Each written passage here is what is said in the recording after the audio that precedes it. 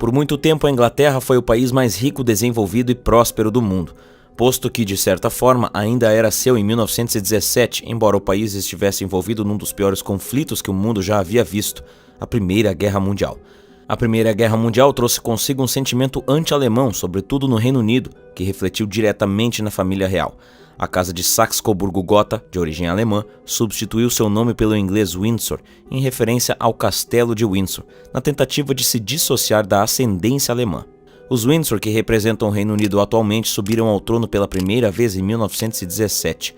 Com o fim da Primeira Guerra, um ano depois, os Estados Unidos alcançaram o posto de maior potência global, destronando a Inglaterra, algo que nenhuma outra potência havia conseguido até então. Tendo feito muitos empréstimos aos países envolvidos no conflito, dentre eles o Império Britânico, o fim da guerra levou a ganhos econômicos por parte dos Estados Unidos, que entrou num espiral de prosperidade econômica na década de 20. Ao passo em que os países que já não estavam nada bem em virtude do desgaste causado pelo envolvimento no conflito, empobreciam cada vez mais. Em 1936, o mundo vivia um período de trégua. Trégua porque 3 anos depois, a Alemanha daria início à Segunda Guerra Mundial, mergulhando as principais potências europeias num novo conflito, só que dessa vez de proporções ainda maiores. Na Inglaterra, Eduardo VIII assumia como rei após a morte de seu pai, Jorge V, o primeiro membro dos Windsor. Mas o novo rei passaria pouco tempo no trono. Eduardo VIII abdicaria em dezembro do mesmo ano para se casar com Wallis Simpson, se tornando o primeiro rei britânico a abdicar do trono. Em relação ao seu casamento com Wallis, havia uma série de impedimentos, como o fato dela ser divorciada, algo inaceitável na época, especialmente para a igreja, que sempre manteve uma estreita relação com a monarquia. Além disso, a possível união também foi vetada pelo parlamento, que temia que Wallis se tornasse rainha. Eduardo VIII, então, abdicou em favor de seu irmão mais novo, George. Edward e Wallis se casaram no ano seguinte. George ascendeu ao trono como George VI, pai das então princesas Margaret e Elizabeth. E ele era agora o novo rei da Inglaterra.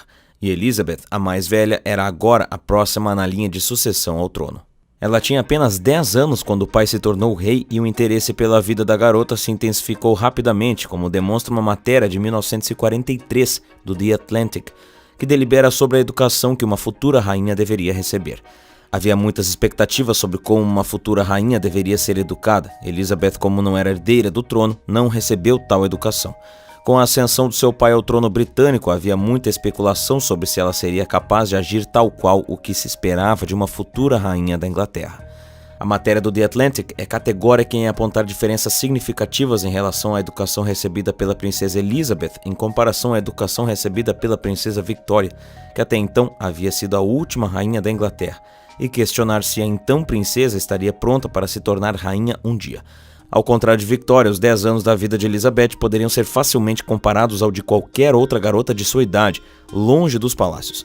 Sua mãe lhe ensinou a ler e até os 7 anos sua educação foi restrita à leitura e escrita, enquanto a princesa Victoria aprendeu a ler e escrever na prestigiada escola de Westminster, além de falar francês e alemão. Ao contrário de Elizabeth, que depois recebeu aulas de francês, alemão e música, Victoria recebeu uma educação focada em tudo aquilo que ela precisaria para se tornar uma monarca. Não havia grande interesse em ensinar a ela o que comumente se ensinaria a outras garotas da mesma idade. Ela demonstrou ser altamente versada em línguas, história, aritmética e outros assuntos relevantes. Por isso, as comparações eram, de certo modo, inevitáveis. O rei Jorge VI morreu após um breve reinado de pouco mais de 15 anos. Elizabeth tinha apenas 25 anos na época quando assumiu imediatamente como Rainha Elizabeth II. Aos 27, ela era oficialmente coroada Rainha da Inglaterra.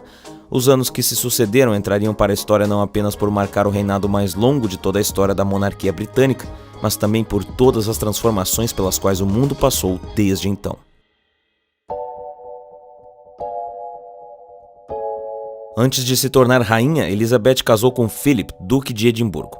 O casamento rendeu 4 herdeiros, o príncipe Charles, o mais velho dos 4, a princesa Anne, o príncipe Andrew e o príncipe Edward. Os 2 primeiros nasceram quando a mãe ainda era princesa, e o avô, rei. Os 2 últimos nasceram após a mãe ter assumido o trono, em 1952. Na década de 50, Elvis Presley estourava nas paradas de sucesso não apenas dos Estados Unidos, mas do Reino Unido também.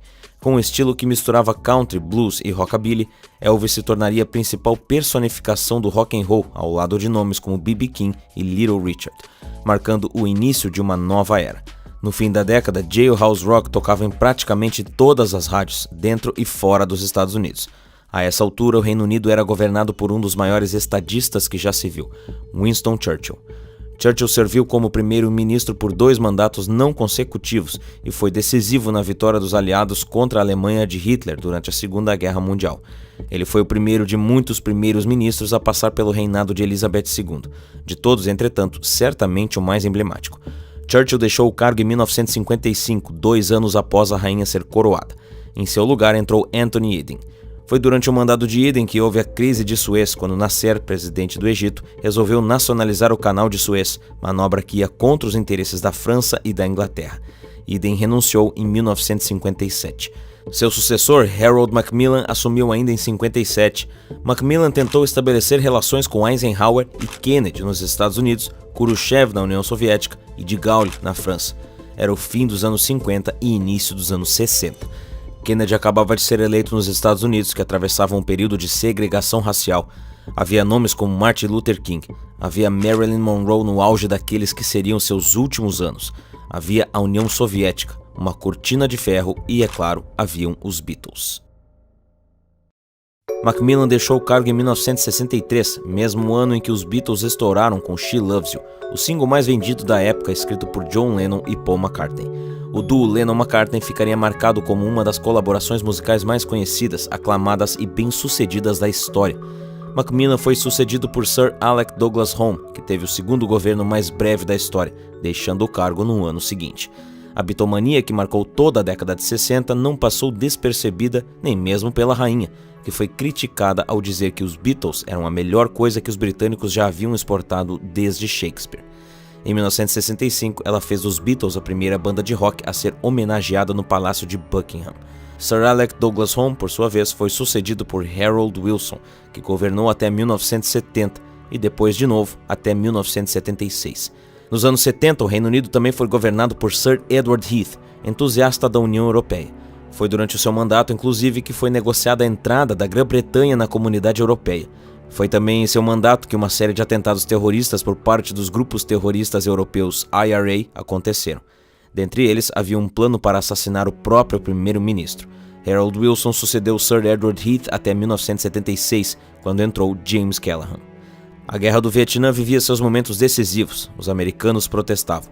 As mulheres americanas passavam a ter o direito ao aborto. Os americanos protestavam. O preço do petróleo subia. Os americanos protestavam. João Paulo II se tornava o novo Papa da Igreja Católica. Richard Nixon renunciava. Os americanos protestavam. Nascia o punk rock com Sex Pistols e The Clash, além do glam rock com David Bowie e Elton John. Em 1977, Elvis morria sozinho aos 42 anos em Graceland. O rock já não era mais o mesmo, e o mundo também não. James Callaghan assumiu num período em que a economia britânica não ia bem. Só em 1976 a inflação ultrapassava os 15%. Ele perdeu as eleições seguintes para Margaret Thatcher, em 1979. A eleição de Thatcher na virada da década foi simbólica. O Reino Unido estava prestes a entrar não apenas numa nova década, mas numa nova fase política, econômica e social. O novo governo proposto por Thatcher, que ficaria conhecida como a Dama de Ferro, foi marcado por uma série de eventos importantes, dentre eles a Guerra das Malvinas. Em 1981, o casamento do século. O príncipe Charles, herdeiro do trono, se casava com a jovem Diana Spencer. Lady Di, como também era conhecida, era filha de um duque e parte da aristocracia britânica. Não tardou para que a tímida garota de 20 e poucos anos se tornasse a princesa do povo, querida e adorada por todos, e sua popularidade ajudou a impulsionar a imagem da família real nos anos 80. Em 1982, Thatcher declarou guerra à Argentina. Era o início da Guerra das Malvinas. O conflito tinha como objetivo manter o controle das Ilhas Malvinas, um arquipélago situado a poucos quilômetros da costa argentina e que até então pertencia à Grã-Bretanha. Unificá-las ao território argentino era inadmissível para Thatcher. Era uma questão de manter a soberania britânica. O conflito se estendeu por apenas 2 meses, mas custou mais de $1 bilhão aos cofres públicos e matou mais de 250 soldados britânicos, além de quase 650 soldados argentinos. Mesmo assim, a vitória do Reino Unido foi celebrada e consolidou a reputação de Thatcher como a Dama de Ferro. A popularidade de Thatcher disparou após o conflito, que serviu por 3 mandatos consecutivos como primeira-ministra. 1982 também marcou o nascimento do príncipe William, filho mais velho do príncipe Charles e da princesa Diana, e o segundo na linha de sucessão ao trono britânico. 2 anos depois nasceria o príncipe Harry, o último filho do casal. Enquanto isso, bandas como Duran Duran, banda favorita da princesa Diana, estourava nas paradas de sucesso. Tina Turner lançava sua versão de The Best, single que se tornaria um verdadeiro sucesso internacional, e nomes como Michael Jackson, Prince e Madonna dominavam os anos 80. Thatcher, a primeira mulher a ocupar o cargo de primeira-ministra, foi também quem governou o Reino Unido por mais tempo no século XX. Foram mais de 10 anos como chefe de Estado, entre 79, quando assumiu pela primeira vez, e 90, quando renunciou. Apesar do estilo de governo controverso, Thatcher deixou o cargo como uma política agressiva, porém emblemática. A rainha só compareceu ao funeral de 2 ex-primeiros ministros, Thatcher e Churchill. Depois de Thatcher, Sir John Major assumiu em 1990. Embora tenha tido baixa popularidade, seu governo foi responsável por garantir certas condições especiais ao Reino Unido dentro da União Europeia, como a não adesão a uma moeda única, no caso, o euro. Em 1991, Charles e Diana se separaram. O casamento, conturbado desde o início, não parecia ter outra saída. Em 1995, a BBC exibiu uma entrevista exclusiva com a princesa de Gales, que expôs as razões por trás de sua separação e a família real como nunca antes. A entrevista foi assistida por quase 40% da população local, de tal forma que houve um pico de energia após o fim da entrevista. A nível global, mais de 200 milhões de pessoas em mais de 100 países diferentes sintonizaram na BBC. Em 2022 foi noticiado que a BBC teria se desculpado pela entrevista. E se teve uma música que tocou de novo e de novo nos anos 90, essa música foi I Will Always Love You, interpretada por Whitney Houston no filme O Guarda-Costas. Composta por Dolly Parton em 1973 e gravada em 1974, a música fez um breve sucesso nas paradas country nos anos 70, mas nada comparado ao sucesso que faria na voz de Whitney Houston décadas depois.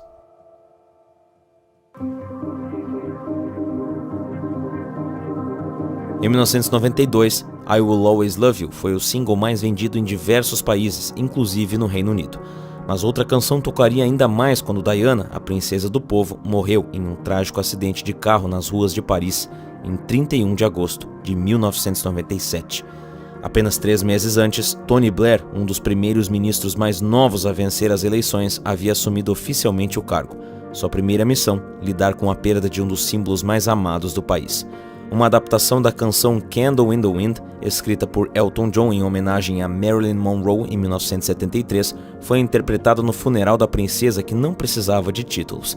A música logo se tornou o single mais rapidamente vendido no Reino Unido, alcançando 1,5 milhão de vendas na primeira semana, batendo o recorde até então imbatível de I Will Always Love You. Só nos Estados Unidos foram mais de 10 milhões de cópias vendidas. No auge de suas vendas, estima-se que 6 cópias da música eram vendidas a cada segundo. Todos os lucros foram doados para o Fundo Memorial de Diana, princesa de Gales. Um fundo de caridade que tem como missão ajudar a vida daqueles que mais precisam, preservando o trabalho iniciado por Diana. Candle in the Wind, entoada na voz de Elton John em 6 de setembro de 1997, refletia como nada mais o sentimento de perda e desamparo que não apenas o Reino Unido, mas o mundo inteiro sentia. Os britânicos esperaram 5 dias até finalmente um pronunciamento oficial de sua rainha, que demorou a chegar, mas que chegou com as seguintes palavras. Since last Sunday's dreadful news, we have seen throughout Britain and around the world an overwhelming expression of sadness at Diana's death. Muito embora a rainha não tenha se pronunciado imediatamente, como a maioria das pessoas esperava, suas palavras de consolo serviram também para lembrar que era ela e não Diana a rainha da Inglaterra. Em tom maternal, a rainha consola seus súditos como uma monarca consciente faria, mas cada detalhe de suas vestes, de seu posicionamento e de seu discurso serviram para lembrar o Reino Unido e o mundo que a rainha ainda era ela. Embora Diana tenha, em muitas ocasiões, desestabilizado de certa forma a coroa inglesa, seu legado parece ter fortalecido a monarquia britânica. Seu filho mais velho, William, é o segundo na linha de sucessão ao trono. Sua morte inesperada, aos 36 anos, deixou ao mesmo tempo uma marca e um vazio, e mostrou que uma princesa ou uma futura rainha poderia sim se importar com o seu povo, verdadeiramente e não da boca para fora, ou, para usar a expressão mais adequada, para inglês ver. Depois de Diana, os Windsor nunca mais foram os mesmos, em relação à rainha, que passou a adotar uma postura um pouco mais acessível em relação aos seus súditos. Com o surgimento e popularização dos smartphones e das redes sociais no início dos anos 2000, essa transição se tornou mais fácil. Como no caso da abertura dos Jogos Olímpicos de 2012, sediados em Londres, onde a rainha protagonizou cenas hilárias ao lado de Daniel Craig, ator que na época interpretava o agente secreto britânico James Bond, ou na propaganda que fez ao lado de um de seus netos, o príncipe Harry, para os Jogos Invictus, um evento multiesportivo internacional que foca em militares, homens e mulheres, em serviço ou veteranos, feridos ou doentes, contracenando na época, inclusive, com os Obamas. É difícil imaginar reis e rainhas que outrora ocuparam o trono britânico adotando esse tipo de postura, mas fato é que, assim como no início, quando os monarcas ingleses optaram por abrir mão de certos poderes políticos para assegurar outros tipos de privilégios, hoje pode ser mais interessante descer do trono a ser deposto. A postura austera e inatingível que vigorou por tantos séculos vem sendo desconstruída, sobretudo no século XXI. Mas se é assim, então por que continuar sustentando reis, rainhas e uma penca de descendentes que vivem do dinheiro público sem absolutamente nenhuma justificativa plausível para isso?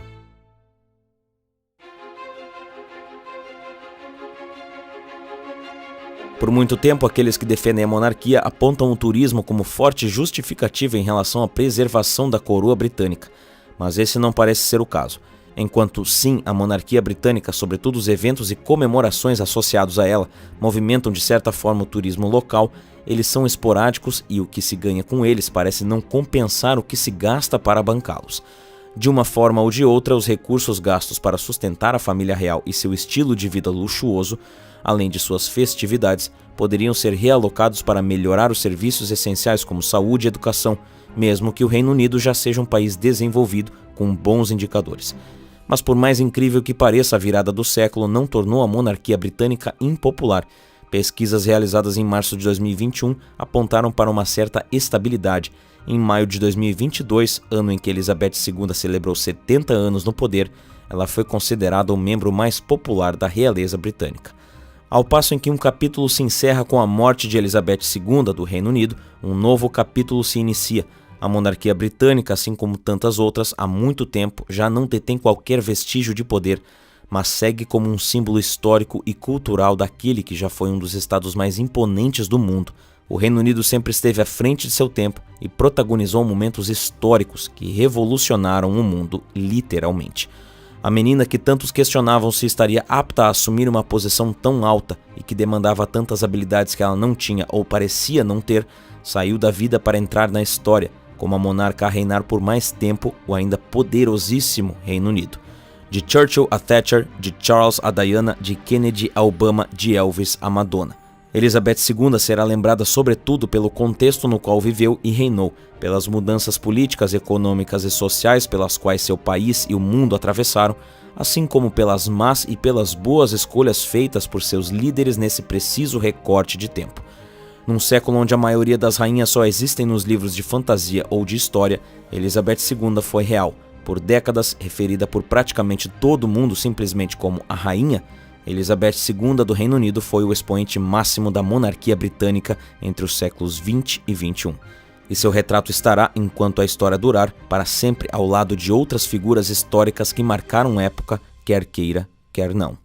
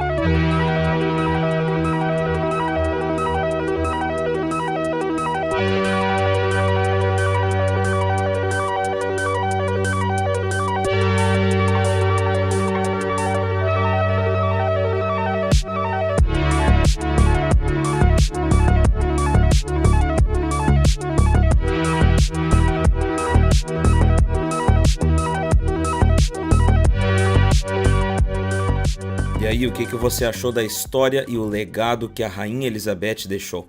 Comenta aqui embaixo e dá uma olhada no que o pessoal tá falando sobre isso. Se você quer descobrir como eu produzo esses vídeos aqui e como você pode criar um negócio contando histórias, confere uma aula grátis no primeiro link da descrição. Agora, para descobrir por que pessoas estão abandonando o Brasil e qual a solução para o nosso país, confere esse vídeo aqui que está na tela, ó. Aperta nele aí que eu te vejo lá em alguns segundos. Por esse vídeo é isso, um grande abraço e até mais.